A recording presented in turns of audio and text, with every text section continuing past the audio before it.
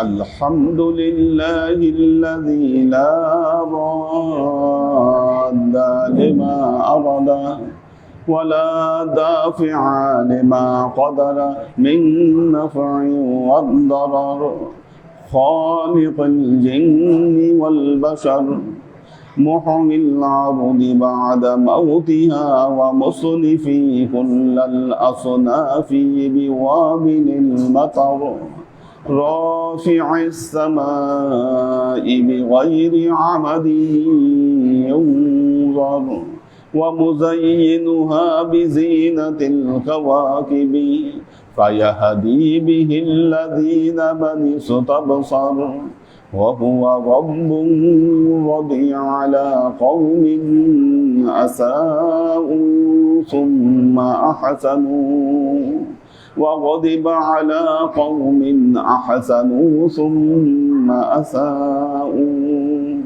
فيقبضوا قبضتين يوم القيامة فيقول لا أبالي هذه في الجنة وهذه في السقر فنشهد أن لا إله إلا الله وحده لا شريك له ونشهد أن سيدنا وسندنا ونبينا محمدا صلى الله عليه وسلم فصلى الله تعالى عليه وعلى آله وأزواجه وذريته وأهل بيته وأحبابه وأصحابه الأجمعين إلى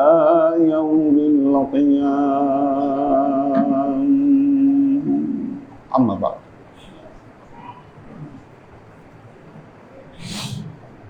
عباد الله توبوا إلى الله وادخلوا في السلم كافة ولا تتبعوا خطوات الشيطان إنه لكم عدو مبين ولتنظر نفس ما قدمت لغد واتقوا الله إن الله خبير بما تعملون عباد الله واعلموا أن هذا الشهر الشوال وقد روي عن عمر بن الخطاب رضي الله تعالى عنه أنه قال دخلت عمر بن الخطاب رضي الله تعالى عنه يوم العيد وهو أغلق الباب ويبقي على نفسه فقلت يا آمر المؤمنين أتبكي والناس في الفرح فقال لو علم الفرحون ما الفرحون أم من المقبولين فليفرحوا أم من المطرودين فليبكوا فإني لا أعلم أم من المقبولين أم من المطرودين وقال رسول الله صلى الله عليه وسلم من صام رمضان ثم أتبعه ستا من الشوال فكأنما صام الدهر كله بالكمال يعطي الله بكل صيام جزاء 40 يوما ويرفع عنه عذاب القبر والشدة يوم القيامة والأحوال وقال رسول الله صلى الله عليه وسلم طلب العلم فريضة على كل مسلم وقال رسول الله صلى الله عليه وسلم من سلك طريقا أن تطلبوا فيه العلم فقد سلك طريقا من طرق الجنة والملائكة لتضع أجنحتها رضا للطالب العلم وإن العالم يستغفر له من في السماوات ومن في الأرض والحيتان في جوف الماء وإن فضل العالم على العابد كفضل القمر في ليلة البدر على سائر الكواكب وإن الأنبياء لا يرثون دينارا أو درهما ولكن يرثون العلم فمن أخذه فقد أخذ حظ وافر وقال رسول الله صلى الله عليه وسلم تدارس العلم ساعة من الليل خير من أحياؤها وقال الله تعالى في كلامه المجيد وفرقانه الحميد يا أيها الذين آمنوا اتقوا الله حق تقاته ولا تموتن إلا وأنتم مسلمون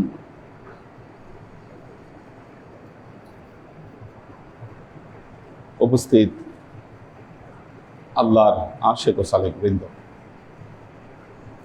সর্ববিধ উত্তম প্রশস্তি জ্ঞাপন করছি যে আল্লাহ পাকের নিমিত্তে, যিনি মাহে রমজানুল মোবারকের এক মাসের সিয়াম সাধনার পর শাওয়াল মাসে আমাদেরকে উপনীত হবার তৌফিক দিয়েছেন।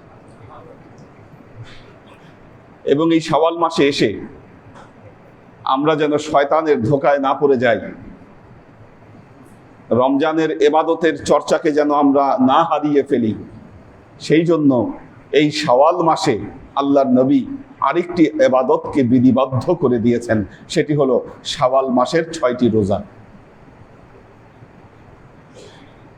وقال رسول الله صلى الله عليه وسلم من صام رمضان ثم أتبعه ستا من الشوال فكأنما صام الدهر كله بالكمال।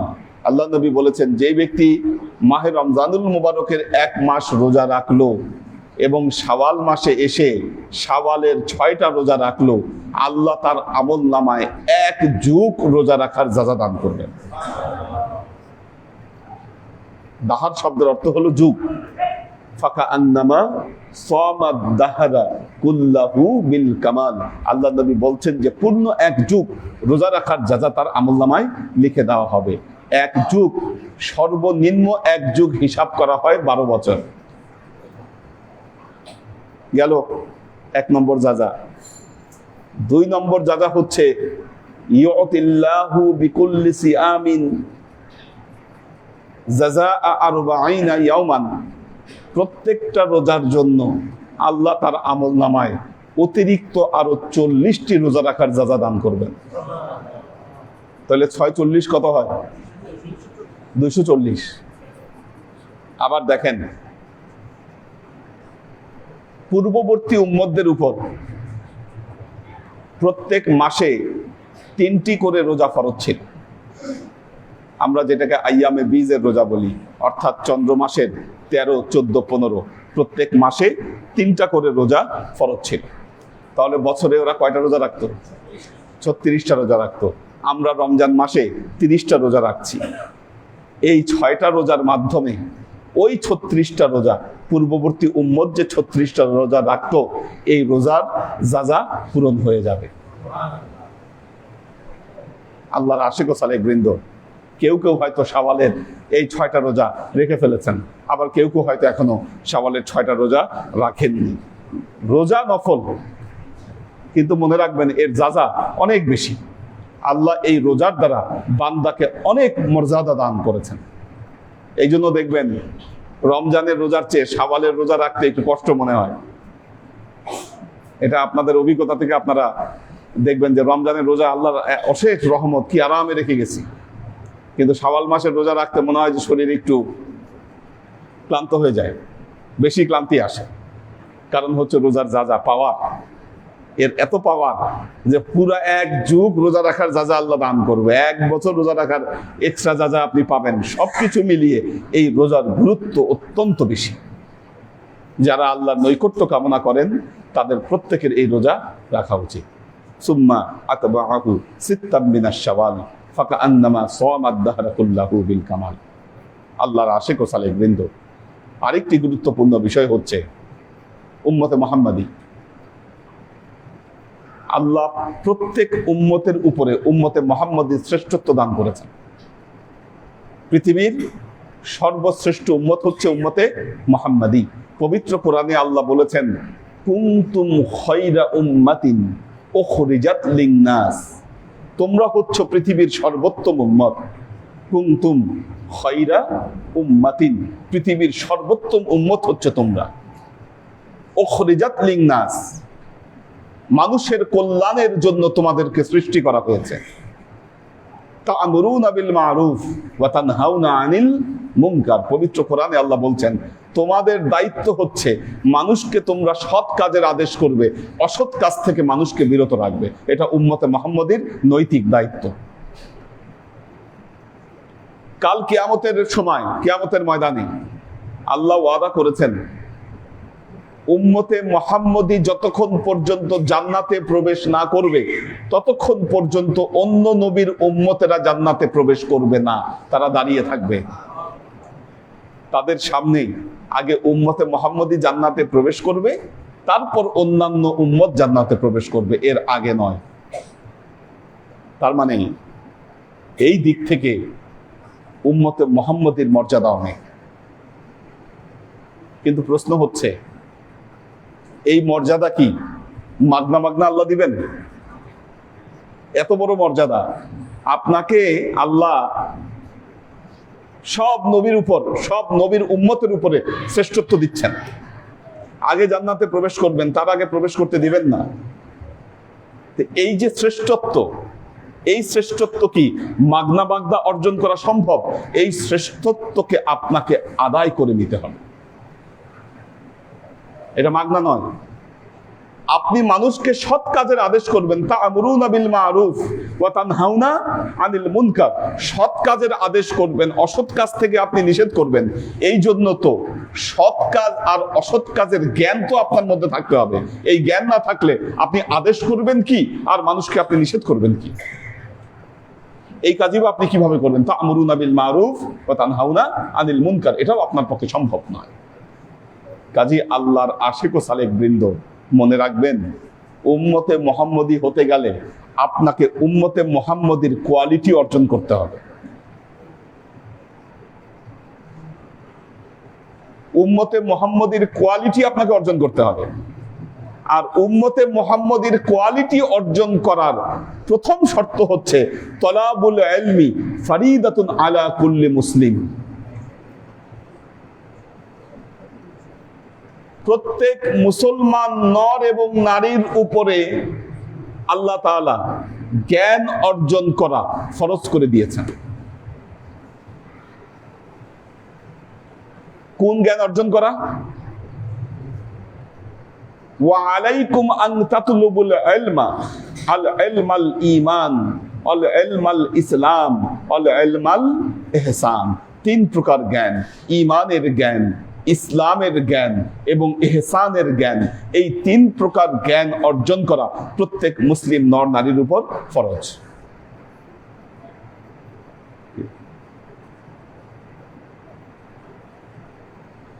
আমাদের ডক্টর শওকত ওসমান ভাই, উনি ডক্টর হয়েছেন, ডক্টরেট ডিগ্রি লাভ করেছেন।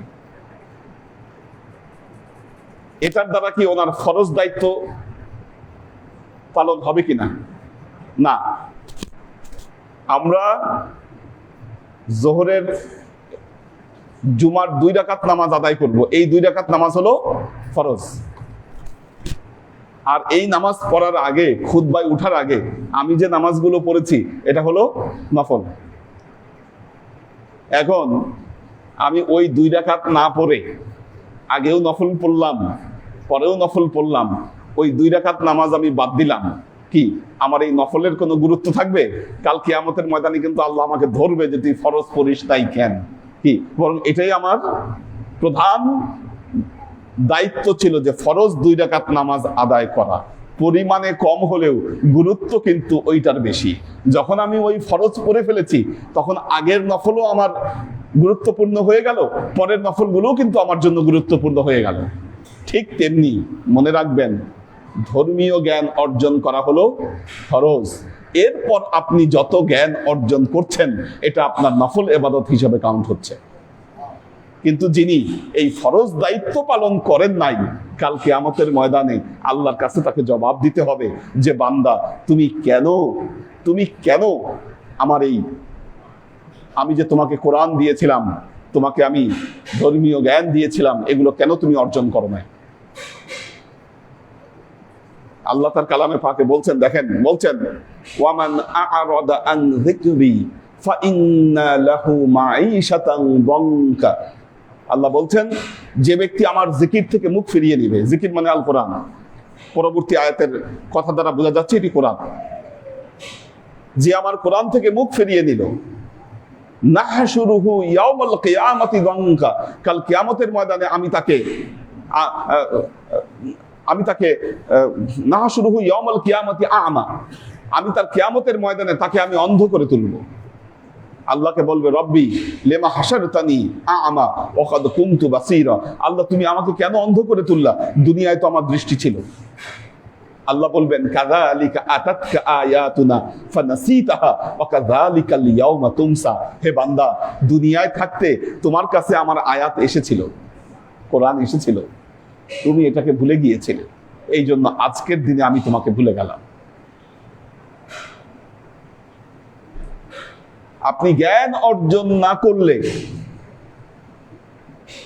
যত আমল করেন না কেন, আপনার আমল দ্বারা আপনি মুক্তি পাবেন না যতক্ষণ না পর্যন্ত আপনি জ্ঞান অর্জন করবেন। দেখেন সূরা গাশিয়ার মধ্যে আল্লাহ বলেছেন, আমিলাতুন নাসিবা তাসলা নারান হামিয়া। কাল আল্লাহ পবিত্র কোরআনে বলছেন আমিলাতুন নাসিবা, অনেক আমলকারী আমল করতে করতে নুয়ে পড়েছে, এত আমল করেছে সে। আমিলাতুন নাসিবা তাসলা নারান হামিয়া, কাল কিয়ামতের ময়দানে আল্লাহ তাদেরকে ধরে ধরে আগুনে নিক্ষেপ করবে। শুধু আমল দ্বারা বাঁচা যাবে না, জ্ঞান আপনাকে অবশ্যই অর্জন করতে হবে। وقال رسول الله صلى الله عليه وسلم من سلك طريقا أن تطلب فيه العلم فقد سلك طريقا من طرق الجنة। আল্লাহ নবী বলছেন, মান সালাকা তরিকান আন তাতলুবু ফীহিল ইলমা, যেই ব্যক্তি জ্ঞান অর্জনের জন্য কোন রাস্তায় নামলো, ফাকাদ সালাকা তরিকাম মিন তুরুকিল জান্নাহ, ওই ব্যক্তি যেন জান্নাতের রাস্তায় নেমে গেল।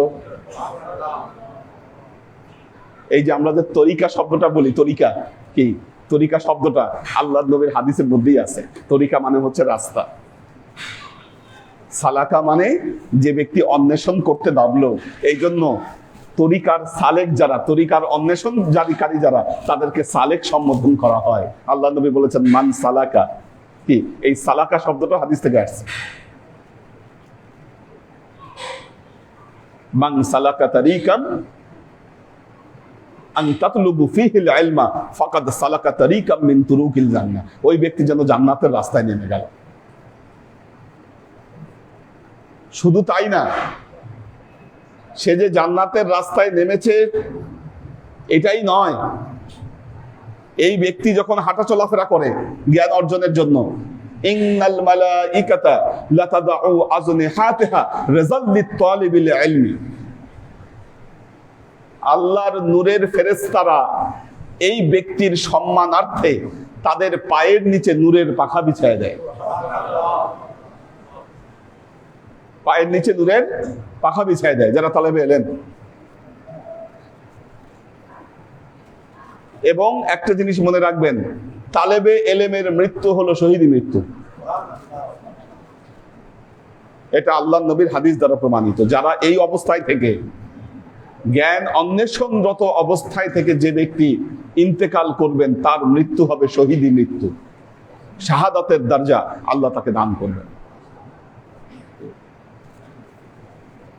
আল্লাহ নবী আরো বলেছেন, ইন্নাল আম্বিয়া লা ইয়ারিসুনা দিনারান আও দিরহামান ওয়ালাকিন ইয়ারিসুনাল ইলমা ফামান আখাযাহু ফাকাদ আখাযা হাযযি ওয়াফিরিন। নবী মুহাম্মদ রাসূলুল্লাহ সাল্লাল্লাহু আলাইহি ওয়াসাল্লাম তার ওয়ারিসি সম্পত্তি হিসাবে কোনো জায়গা জমি সম্পদ রেখে যাননি। তিনি তার ওয়ারিসি সম্পদ হিসাবে যা রেখে গেছেন তা হলো এলেম। যে ব্যক্তি এই এলেমকে অর্জন করলো, সেই ব্যক্তি গুরুত্বপূর্ণ একটা বিষয়কে অর্জন করলো। কাজেই একটা কথা মনে রাখবেন, তালেবে এলেম হওয়া, জ্ঞান অর্জন করা, এটি সকলের উপর বড় ফরজ দায়িত্ব। মূর্খ উম্মত আল্লাহর নবীর উম্মত হতে পারে না। আল্লাহ আমাদেরকে তৌফিক দান করুন, আমরা যেন এই যে 3 প্রকার জ্ঞান আল্লাহর নবী আমাদেরকে উৎসাহিত করলেন, এই জ্ঞান যেন আমরা অর্জন করতে পারি, সে তৌফিক আল্লাহ আমাদের সবাইকে দান করুন। বারাকাল্লাহু লানা ওয়া লাকুম ফিল কুরআনিল আযীম ওয়া নাফা'ানা ওয়া ইয়্যাকুম লা আয়াতি ওয়া যিকরিল হাকীম ইন্নাহু তাআলা জাওয়াদুন কারীমুম মালিকুন বার রাউফুর রহিম।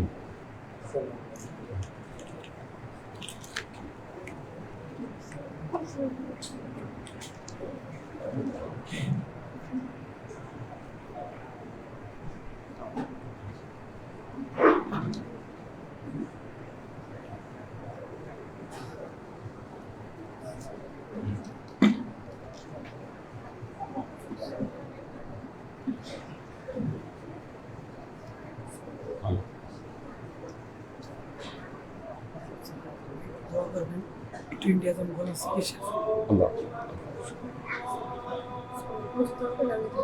Ya Allah, inşallah.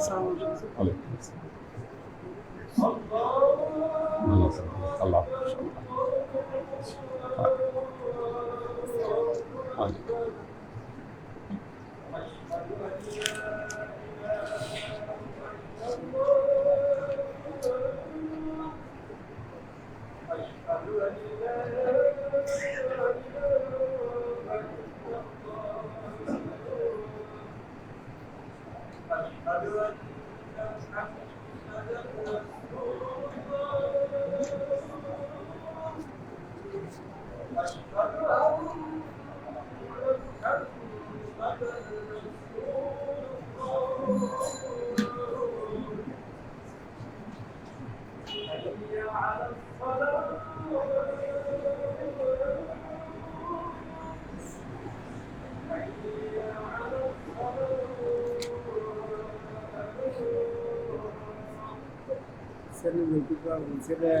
কাজ পাইতেছে না, বেতন না, কাজ করছে, আবার নতুন গাড়ি দিচ্ছে। Allah. Allah.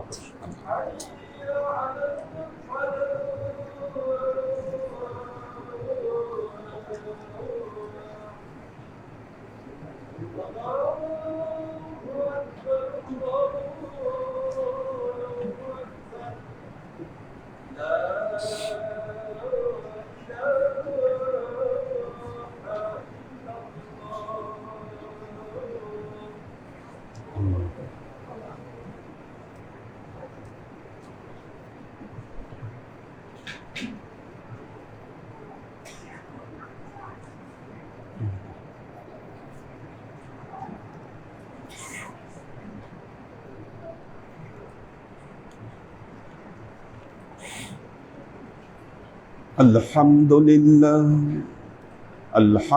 لله الذي لا راد لما أراد ولا دافع لما قدر من نفع وضرر خالق الجن والبشر ومصنفي كل الأصناف ومحوي الأرض بوابل المطر رافع السماء بغير عمد ينظر ومزينها بزينة الكواكب فيهدي به الذين من استبصر وهو رب رضي على قوم أحسنوا رضي على قوم أساءوا ثم أحسنوا وغضب على قوم أحسنوا ثم أساءوا فيقبضوا قبضتين يوم القيامة فيقول لا أبالي هذه في الجنة وهذه في السقر فنشهد أن لا إله إلا الله وحده لا شريك له ونشهد أن سيدنا وسندنا ونبينا محمدا صلى الله عليه وسلم فصلى الله تعالى عليه وعلى آله وأزواجه وذريته وأهل بيته وأحبابه وأصحابه الأجمعين إلى يوم القيامة. أما بعد، عباد الله، توبوا إلى الله وادخلوا في السلم كافة ولا تتبعوا خطوات الشيطان إنه لكم عدو مبين ولتنظر نفس ما قدمت لغد واتقوا الله إن الله خبير بما تعملون. عباد الله، واعلموا أن هذا الشهر الشوال، قال رسول الله صلى الله عليه وسلم: من صام رمضان ثم أتبعه ستا من الشوال فكأنما صام الدهر كله بالكمال. عباد الله، فاتعظوا بنصيحتي كما أخبركم الآن بخطبتي. بارك الله لنا ولكم في القرآن العظيم ونفعنا وإياكم لآيات وذكر الحكيم إنه تعالى جواد كريم مالك رؤوف رحيم.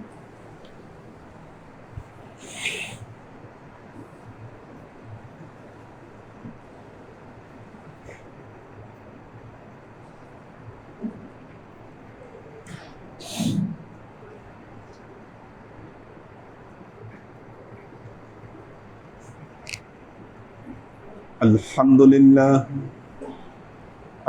لله نحمده ونستعينه ونستغفره ونؤمن به ونتوكل عليه ونعوذ بالله من شرور أنفسنا ومن سيئات أعمالنا من يهد الله فهو المهتدي ومن يضلل فلن تجد له وليا مرشدا.